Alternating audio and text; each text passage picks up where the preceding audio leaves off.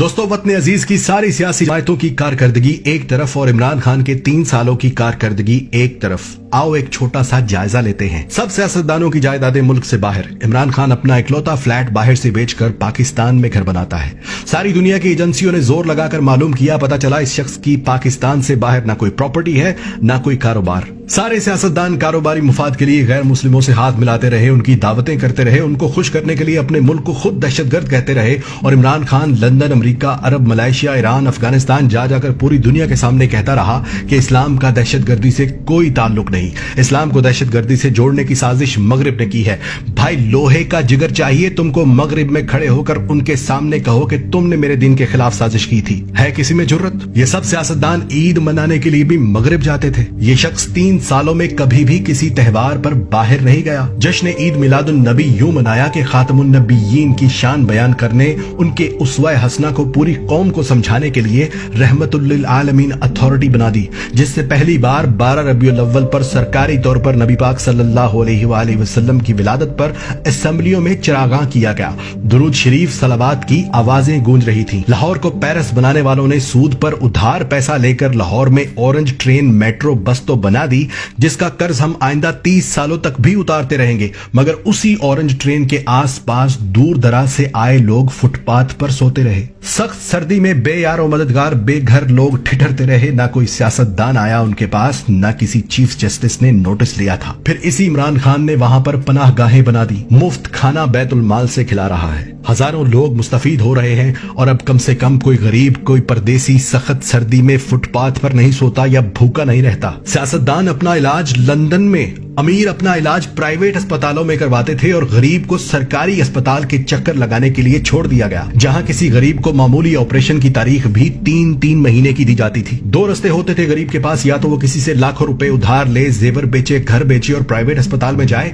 یا پھر 3 ماہ تک سرکاری اسپتال میں باری آنے کا انتظار کرے۔ اور آج اسی عمران خان نے پہلے پختونخوا اور اب پنجاب کے ہر خاندان کو 10 لاکھ روپے سالانہ کی انشورنس مفت کروا دی کہ جاؤ امیر غریب ایک جگہ پر علاج کرواؤ، پیسہ حکومت دے گی۔ کسان کو آڑتی لوٹ لیتے تھے، بیج اور کھاد ادھار دے کر کہتے تھے کہ فصل پوری ہمیں دینا، اور کسان مجبور ہو کر دیتا تھا۔ اونے پونے خرید کر گودام بھر لیتے تھے، نہ گنے کی پوری قیمت دیتے تھے نہ گندم کی۔ اسی عمران خان نے مفت ٹریکٹر تک تقسیم کیے ہیں، کسانوں کو کسان کارڈز بنا کر دیے جس سے سستی کھاد فراہم کی جا رہی ہے۔ حالانکہ تاجر مافیا اتنے ہی زور سے کھاد بلیک میں بیچ رہا ہے تاکہ حکومت کو گندا کر سکے، لیکن حکومت ایک ایک کر کے ان سب کے گوداموں کو سیل کر رہی ہے تاکہ کسان تک کھاد سستی پہنچے اور کسان کسی کی دباؤ میں آ کر اپنی فصل گروی نہ رکھے۔ دنیا کی سب سے بہترین ایئر لائن، دنیا کے سب سے بہادر پائلٹس، دنیا کی سب سے تیز ترین سروس دینے والی PIA کو سیاستدانوں نے کباڑا کر دیا، اور یہاں تک نہیں چھوڑا بلکہ اس کو بیچنے کی رٹ لگا رہے تھے، یہاں تک کہ اس کے ساتھ قومی سٹیل مل مفت دے رہے تھے۔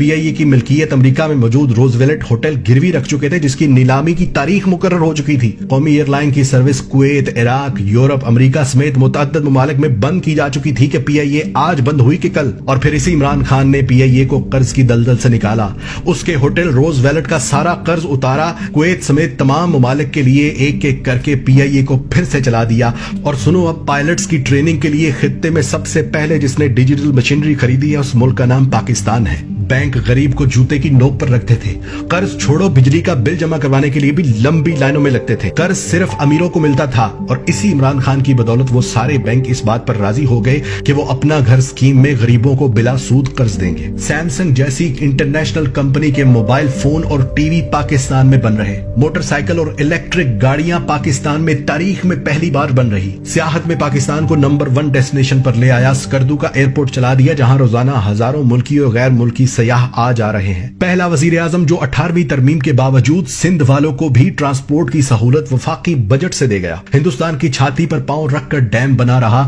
گلگت بلتستان کو پاکستان کا آفیشیلی حصہ بنا دیا، افغانستان اور امریکہ کی 20 سال سے چل رہی جنگ ختم کروا دی، پردیسیوں کے لیے روشن ڈیجیٹل اکاؤنٹس کھولنے کی سہولت دے دی، نادرا کے باہر لگی لمبی لائنیں ختم کر دی، کسی پرائیویٹ انشورنس کمپنی کے طرز کے دفاتر بنا دیے، جہاں عورتوں مردوں کے لیے علیحدہ انتظار گاہیں، ایئر کنڈیشن کی की सहूलत, नए दरख्त लगाना तो दूर, यहां हजारों दरख्तों के रोजाना काटने की खबरें चलती थी। वहां आज करोड़ नहीं, अरब नहीं, खरब दरख्त लगा रहे हैं, जिससे दुनिया पाकिस्तान को शाबाश दे रही है। और जो पाकिस्तान 3 साल पहले तक सिफारती महाज पर अकेला हो चुका था, उसी पाकिस्तान की एक आवाज पर 56 ममालिक के सरबराहान OIC का इजलास अटेंड करने पाकिस्तान आ गए। आज तक की सबसे ज्यादा एक्सपोर्ट इन 3 सालों में हुई, आज तक की सबसे ज्यादा रेमिटेंस इन 3 सालों में आई, आज तक की सबसे ज्यादा तेज इंडस्ट्री इन 3 सालों में शुरू हुई। अब मुझे बताओ कि मैं इमरान खान को किस चीज के लिए ब्लेम करूं? अमीर गरीब को एक निसाब देने के लिए, परदेशियों को वोट डालने का हक देने के लिए, किसान को फसल का पूरा मुआवजा देने के लिए, अरबों से अपने परदेशियों से बराबरी का सलूक करने की दरख्वास्तें करने के लिए,